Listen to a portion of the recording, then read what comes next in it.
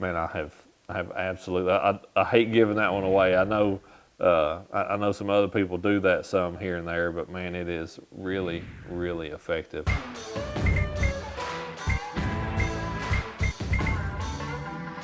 Hey everybody, welcome back. The start of the month here. That means it's time for another Pick 4 video.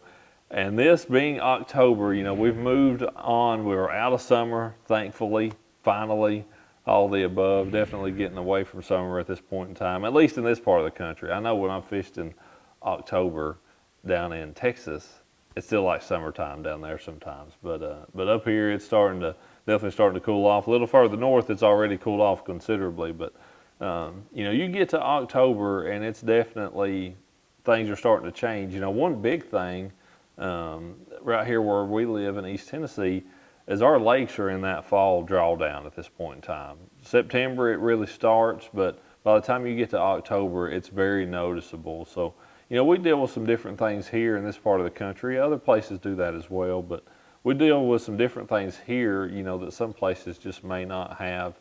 And it creates opportunities and it takes some things away, you know, but really being able to play off of that can really lead to some pretty good fishing at times, you know, with that water level receding like it does in the fall. But like I said, it also eliminates a lot of stuff. So you gotta kind of adjust. And I think of the fall being a time of the year where that's kind of the name of the game.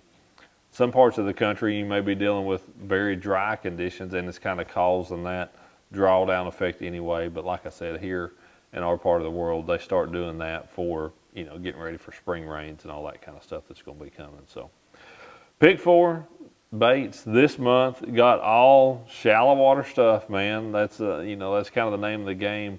October generally isn't quite as bad as September as far as the fishing goes as a whole, especially you get towards the end of the month. It can be very different in the beginning of October to the end of October as to what the fish are doing, what the water temperatures are, you know, kind of their whole mood. A lot of stuff changes pretty drastically, it seems like, you know, during that month of October. So these 4 baits, something that's going to be, you know, that's going to start off with what I would call the staple bait, the bait that if you ask any bass fisherman what's one bait you could have the rest of their life, they're going to tell you a jig. And that's what this is. It's a Terminator 1/2 ounce pros jig. And in the fall, truly is about the only time of the year that I use a twin tail grub as a trailer on my jig. I'll do that a little bit in the summertime, maybe on a football jig here and there. But as far as a jig that I'm flipping or I'm swimming or something like that, this is the time of the year when I really like that twin tail grub. I like the fact that it does not have much resistance. It doesn't add a lot of bulk to the jig. And it's something that, you know, has a lot of action, a lot of movement. I think it kind of resembles a bait fish a little bit better that way. You know, it does still look like a crawdad as well, you know, flapping his pinchers, but I really like a twin tail grub. That's a 5-inch XPS twin tail grub on the back of that Terminator Pros jig. I picked the Texas crawl color here. That's one that I think does a good job of imitating bluegill. And I also think that it imitates crawfish pretty well. And that's a root beer green color in that XPS twin tail grub. So a 1/2 ounce, that's going to be my go-to. I will, you know, if I'm dropping down or if I'm throwing a heavy duty swim jig, I may throw a 3/8 ounce, but for flipping around a lot of stuff, Texas crawl, 1/2 ounce, Terminator Pros jig, put you a root beer crawl, twin tail on the back of it, and that thing's going to work really well in fairly clean water to fairly dirty water. The next one that I'm going to go with, and then I'm going to leave the last two to kind of go over together because they're really similar. But next up, and this is making the first appearance in a video for the Pick 4, is this new OG bait, and that's Rocco. So this is the newest bait in the OG lineup. Hopefully y'all saw some of the stuff where this bait was released at ICAST and everything. But square bill, that's, you know, a couple of the big differences with Rocco compared to the 2 previous baits of Slim and Tiny in the OG lineup. It's got a square bill. It's more of a round-bodied bait. It's not a flat-sided bait like the previous 2 have been. And this dude right here really is designed to be fished in and around cover. You know, whether it's riprap, rocks, brush, even snapping it through grass. this guy is absolutely designed to be bouncing in and off of that cover. It does really, really well. I mean, you can hold your rod tip down and truly grind it through a laydown. It's awesome. That's the way we designed that bill, to be able to get this bait to deflect off of cover. That's what we wanted with it. Those first two baits, being flat-sided round bill, they'll work around wood cover, but this one is really designed to get right in the middle of that stuff and generate a bite out of it. So, but yeah, Rocco, a square bill crankbait, you know, again, around that type of cover, or you can just throw it out on a flat, but it's got a pretty good thump to it. And I like that this time of the year, once those fish are really, you know, keying in on bait fish and getting a little bit more active again. Man, I've absolutely blistered them on square bill crankbait in the fall. That's a pretty that's a pretty staple deal. You know, I mean, we think of fall fishing, square bill crankbaits absolutely come to mind. Last two, I'll go over one, and then I'll do both of these separate, even though that, like I mentioned, they are very similar. Number one is going to be a buzzbait.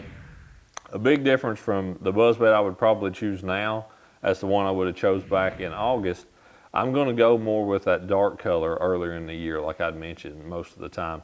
Not that I won't throw a black buzzbait in the fall, but in the fall, I'm definitely thinking about bait fish. You know, most of the stuff is kind of bait fish colored. Obviously, the jig is not, but I'm really thinking bait fish, you know, this time of the year. So I'm going to pick up a white one 90% of the time, 75% of the time anyway.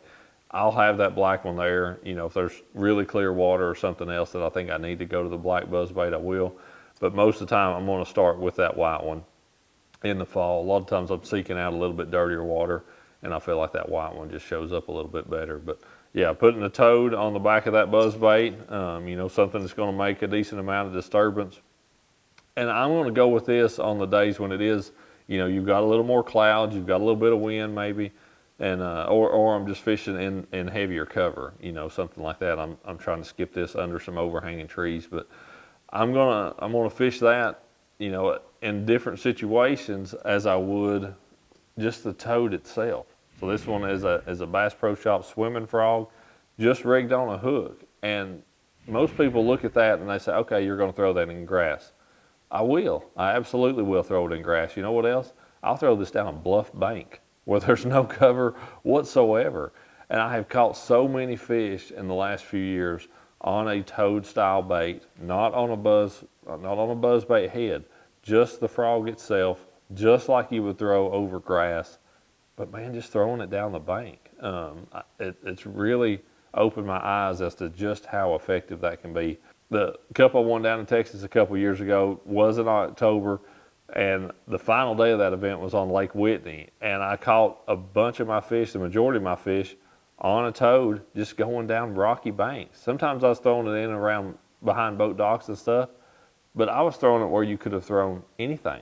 I mean, any treble hook bait. There was nothing to fish the bait through, but yet just throwing a plain toad, because it's so subtle. Bright sunny days, not a lot of wind. You'll have those at times in October, and that thing is so subtle that it just gets their attention. Times and places where something like a buzzbait or a plopper or a walking bait, something like that, is just too much. This thing just throwing out there, reeling it straight back to the boat pretty quick.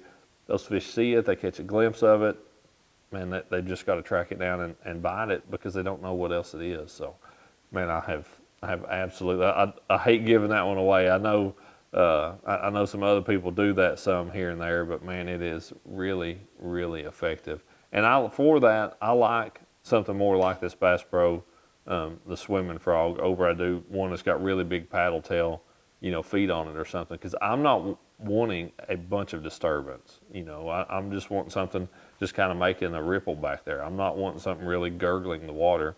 If I was, I'd be throwing a buzzbait. So this is a deal where you want a very subtle bait to be doing this with, and that's a good heavy bait. It's got a lot of plastic in it. It's going to be able to cast really well, even without any added weight to it or anything. But big deal with this. I didn't mention rod, reel, and line. I typically don't do that on these. But one thing, even though you're throwing this out in open water, I've got a fluorocarbon tag on there just from where I was playing with this hook. Throw this on straight braid. 100% of the time, throw it on braid. Don't throw it on fluorocarbon or anything else. Absolutely, positively throw this on braid. because you need that braid for those, you know, to get that solid hook set even in a really long cast out there. So just one little tip on that swimming frog deal. But October can be it can be definitely a good time. Some of the you know, really exciting fishing can happen this way this time of year because a lot of it's going to be on top water. I would venture to say that any given day in October, 25 to 50% of the fish I'm going to catch are probably going to be on a topwater bait. So it just makes it for a very fun month to fish. A lot of it's visual, and you can get out there and really bust them pretty good.